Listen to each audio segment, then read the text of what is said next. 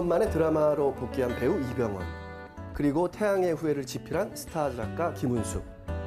그들의 복귀작을 지상파가 아닌 케이블 채널에서 볼 수 있는 이유는 무엇일까요? 목소리가 정말 너무 다 요즘 날씨가 굉장히 덥잖아요. 시원하게 저는 즐기는 방법이 시원한 수박 딱 먹으면서 재밌는 드라마 같은 거 보는 거. 맞아요. 여러분들 가장 최근에 이슈가 된 드라마 뭐가 있다고 생각하세요? 저는 뭐 단연 미스터 선샤인. 이병헌 씨. 이게 선샤인이 아니라 션샤인이더라고요. 션샤인. 예. 최근에 지금 새로 시작한 드라마 있어요. 그 라이프라고. 두 드라마의 특징이 뭐냐면 작가들이 어마어마한 그 기대감을 주는 작가들이라는 거죠. 미스터 선샤인은 김은숙 작가 작품이고 네. 그다음에 라이프는 여러분 잘 알죠. 이게 비밀의 숲 맡은 이수연 작가. 네. 이병헌 씨가 몇 년 만에 지금 드라마 외출이죠? KBS 아이리스 그렇죠.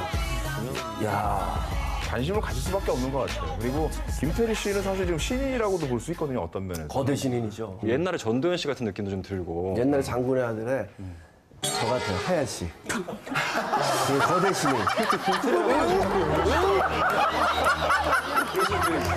이지혜 씨도 태명을 또 태리 씨로 지으셨더라고요. 태명이 아니고 저는 본명을 김태리 씨 미안해요. 김태리 씨 보면서 지금 태교를 하고 있는데 정말요? 벌써 딸인 거 밝히시는 거예요? 아니 그렇게 된다.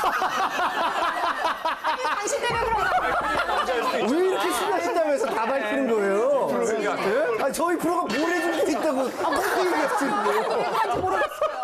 그런데 이 공통적으로 이 작품 모두 케이블이네요. 제작비도 어마어마하게 들이고요. 그렇죠. 그리고 몸값이 비싼 배우들도 다 캐스팅 해가고. 드라마가 지상파에서 시청률 두 자릿수 내기 진짜 어렵다고 그러거든요. 근데 지금 벌써 10%를 넘었거든요. 물론 이 산출 기준은 좀 다르거든요. 다른데도 불구하고 10%를 넘었다는 상징적 의미가 굉장히 크다고 보고요.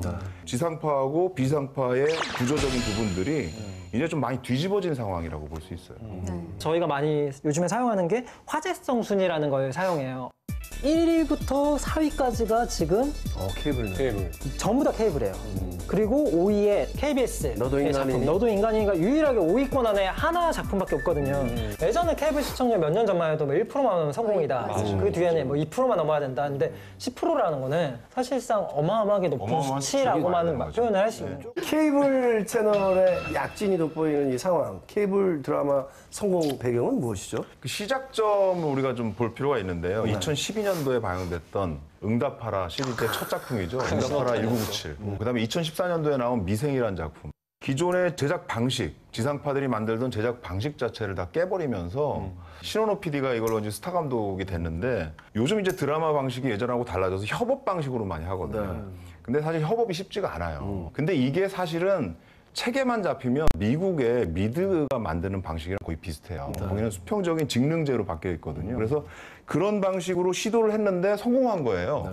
미생이라는 드라마 되게 독특한 드라마예요. 기존의 그 지상파에서 드라마 접근 방식이 뭐냐면 멜로라인 빼면 안 돼. 꼭 이런 게 들어가 있거든요. 근데 미생은 멜로라인 없이 성공한 드라마거든요.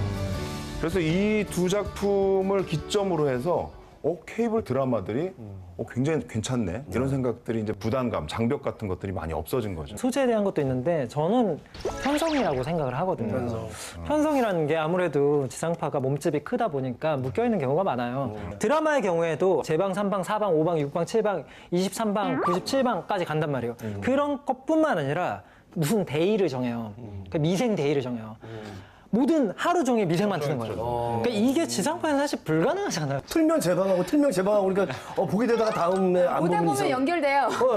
안 보면 퍼즐이 맞춰지고. 거기다가 좀 케이블은 중간 광고 다 허용돼 있잖아요. 그 중간 광고도 계속 들어가고 수익성을 지상파 드라마보다 훨씬 더 많이 올릴 수가 있어요. 그러면 투자도 더 많이 될 수 있다는 얘기죠. 케이블이 지상파에 비해서 자극적인 소재들이 굉장히 많잖아요. 그렇죠. 그러니까 이게 심의 규정이 다른 건지도 궁금하거든요. 그거 정말 궁금하네. 그러니까 심의 규정은 같아요.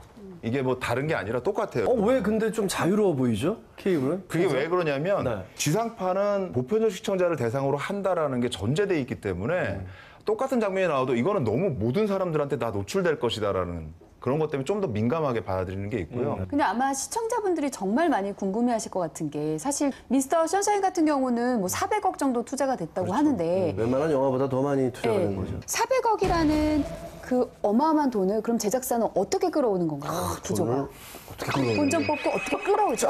방식이 약간 달라요. 그러니까 지상파 같은 경우는 제작비를 100% 주질 않아요. 50%에서 60% 정도 제작비를 주고 성공했을 때 그 나머지 수익들을 좀 나누거든요. 판권 계약이라든지 이런 걸 해서. 그럼 나머지 40%는 어떻게 제작을 하죠? 사실은 제작사가 약간 리스크를 안고 시작을 하는 거죠. 근데 케이블 같은 경우는 100% 제작비를 지급을 하죠. 100% 제작비를 지급을 하는 대신에 판권 부분들이 없는 거예요. 그래서 제가 아는 제작사 같은 경우에는 성공한 드라마를 해서 돈 굉장히 많이 벌지 않았냐 그랬더니 자기네들은 다른 부가 수익은 없었다고 얘기를 하더라고요. 왜? 계약 자체가 아예 100% 처음부터 제작비를 받는 구조였기 때문에.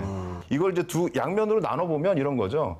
안정적이기는 하나, 이 케이블을 하면 안정적이긴 하나 큰 어떤 것들을 수익을 얻기는 어렵고. 제작자 입장에서. 그렇죠. 근데 지상파 같은 경우는 리스크가 클 수 있다는 거예요. 지상파의 경우에 이제 사후에 수익이 없으면 한 작품만 실패해도 이제 망하는 거잖아요, 사실은. 그러면 이제 제작사 입장에서는 당연히 케이블을 선호하는 그런 쪽으로 부분들이 가지 좀 않을까요? 생길